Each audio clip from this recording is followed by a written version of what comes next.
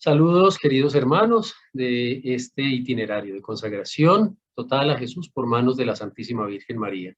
Nuestra Señora de Guadalupe nos está invitando a un encuentro personal con su Hijo Jesús. De eso se trata esta consagración total.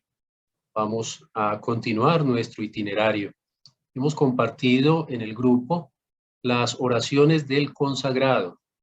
Es el grupo de oraciones, de momentos que debemos dedicar todos los días para fortalecer este caminar, para darnos la constancia, para asegurarnos también la intercesión de la Santísima Virgen María, puestos en las manos del Señor con el poder del Espíritu Santo. Por eso entonces los invito a que eh, observemos el video y hagamos estas oraciones, el Santo Rosario todos los días, ojalá la coronilla de la Divina Misericordia, siempre invocando el Espíritu Santo y realizando también entonces las oraciones con la Santísima Virgen María, particularmente el Magnificat y la oración de consagración total a Jesús por manos de la Santísima Virgen María. Todos están cordialmente invitados entonces a realizar este ejercicio.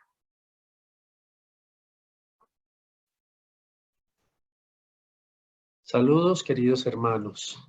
Comenzamos el tema número 3 de nuestro itinerario como preparación a la consagración total a Jesús por manos de la Santísima Virgen María. Nuestra Señora de Guadalupe hoy nos dice: no estoy yo aquí, que soy tu madre. Ella está con nosotros, ella nos guía, ella nos acompaña en este caminar. Y es el camino más cierto, más seguro, más fácil, más pronto, más diligente para llegar a su Hijo Jesús. Nos lo dice San Luis María Griñón de Montfort cuando inicia este caminar, esta consagración total a Jesús. De él tomamos entonces este esquema y vamos a tomar hoy el tema número 3, llamado postrimerías y novísimos. Una expresión que en la teología clásica y en la doctrina se refiere específicamente a lo que está después. Los libros y los santos llaman novísimos a las cosas que sucederán al hombre después de la vida. La muerte, el juicio, el destino final, el cielo, el infierno, salvación eterna, condenación.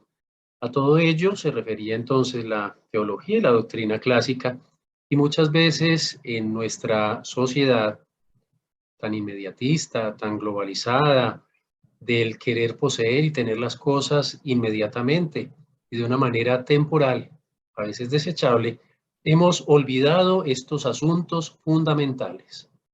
Lo que Jesús vino a traernos ciertamente es la salvación, y la salvación eterna. Salvación que es para una eternidad. Salvación significa salud, pero una salud que es definitiva, que es la total, que es salud con mayúscula. Es la salud, es aquello que Él vino a restaurar, nuestra dignidad de hijos de Dios. Eso significa salvación. A eso nos vamos a referir entonces nosotros cuando hablamos de los novísimos o de las postrimerías, porque debemos también ir avanzando en nuestra mentalidad para pasar de lo inmediato, de lo temporal, a lo eterno, a lo que va más allá, a las postrimerías. En el Evangelio, según San Mateo, Jesús nos habla en el capítulo 25, los versículos 31 al 46, de tres expresiones acerca del final de los tiempos. Habla de las doncellas que esperan al novio. Habla también de los talentos que le son entregados a algunos siervos. Y finalmente habla de nuestro deber de misericordia, cuando expresa que tuve hambre y me disteis de comer, tuve sed y me disteis de beber. Los invito a que busquemos este pasaje de la Sagrada Escritura el Evangelio de San Mateo, capítulo 25, versículos 31 al 46, y los meditemos despacio en oración. Allí encontraremos unas luces muy especiales para estar atentos, para no quedarnos solamente en lo inmediato, quizás dormidos, como aquellas doncellas, para no quedarnos con los talentos guardados, y mucho menos para guardarnos la misericordia que hemos podido compartir con nuestros hermanos. Porque ciertamente la muerte es el sello de nuestra existencia aquí en la tierra. Jesús vino a vencer la muerte, vino como vencedor de la muerte para anunciarnos una eternidad.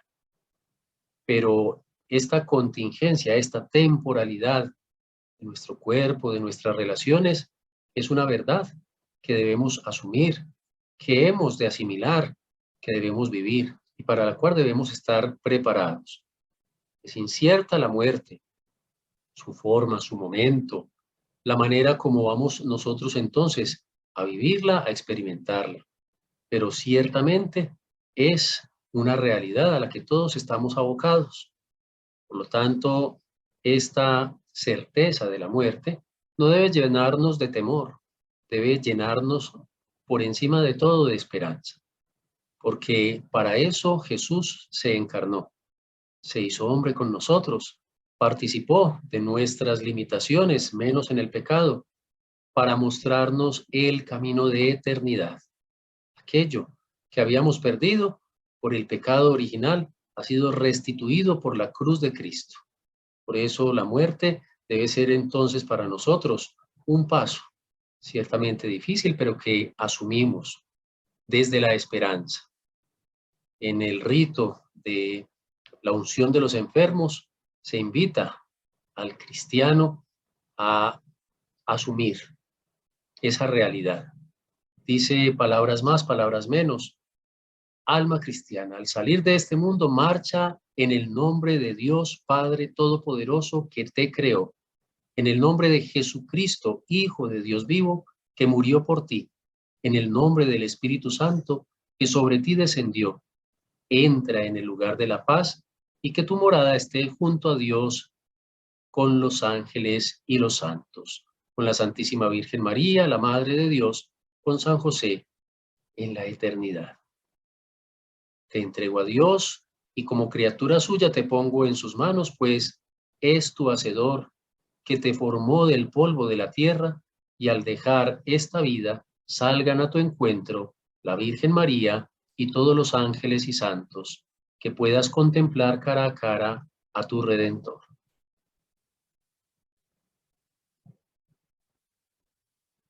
Tener esta claridad acerca de la muerte, de aquello a lo que estamos convocados, nos debe también llenar de esperanza y de vigilancia, porque la promesa de Jesús es el cielo, la presencia delante de Dios, la contemplación de la gloria de Dios.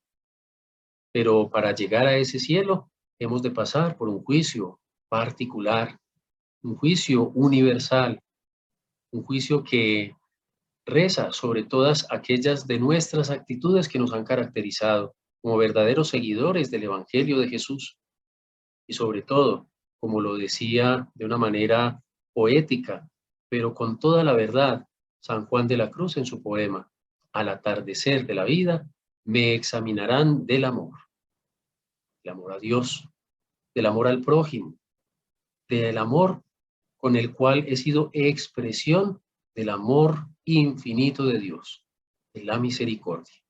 Como nos lo dice este pasaje que hemos invitado a meditar, para que revisemos cuáles han sido nuestras actitudes para con el prójimo, porque esas son actitudes para con Jesús, para con Dios.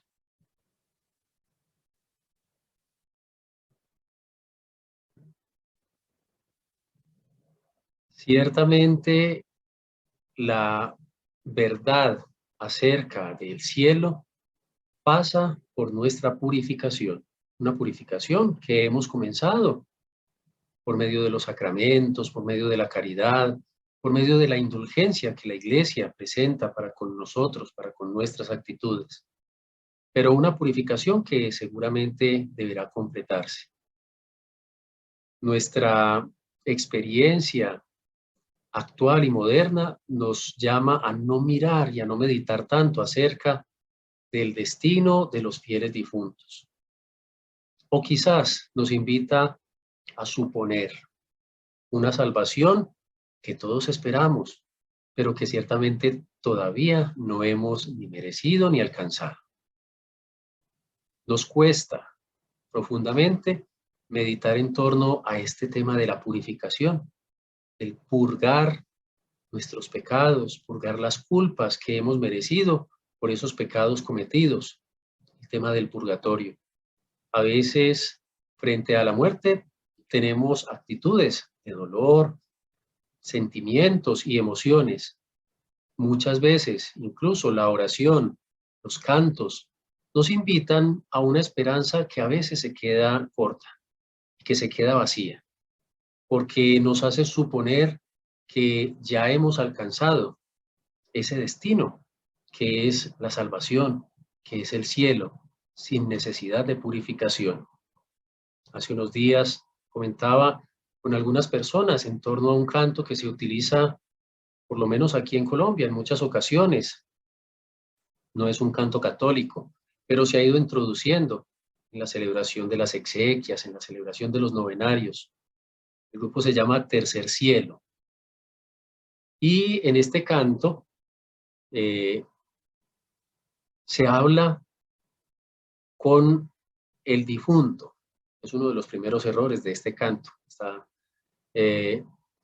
digamos, prohibido expresamente por la Sagrada Escritura la invocación de los difuntos, el hablar con los difuntos. Y este canto establece un diálogo y supuestamente la persona le responde: no llores por mí, yo estoy en un lugar lleno de luz. Nos hace suponer entonces una salvación absoluta, ya definitiva, lograda. Nos hace perder la perspectiva de que esa salvación pasa por la purificación. Cantos que a veces, por ser muy emocionalistas y llenos de sentimiento, nos hacen perder la perspectiva de la verdad, de la doctrina y de aquello que nos ha sido revelado. No nos hemos ganado absolutamente la salvación por el hecho de morir. Muchas veces descuidamos a nuestros seres queridos en el purgatorio por no orar por ellos, porque ellos están purgando y nosotros debemos ayudarles a alcanzar ciertamente esa salvación. No podemos olvidar a los fieles difuntos que están en el proceso de la purificación, esa iglesia purgante que está ciertamente conformando el cuerpo de Cristo, está en Cristo, pero pasa por la purificación. Cantos, oraciones de este tipo a veces nos hacen perder la perspectiva de una salvación que continúa y que es proceso y que se realiza en la comunión de los santos, es decir, en la oración que realizamos unos por otros. Debemos profundizar cada vez más, seguir orando, no dar por sentado que ya hemos alcanzado entonces una supuesta purificación y un logro entonces de la salvación, sino que ciertamente debemos seguir trabajando, seguir orando, seguir apoyándonos, seguir siendo comunión de los santos para alcanzar la verdadera santificación, la verdadera santidad, la verdadera purificación.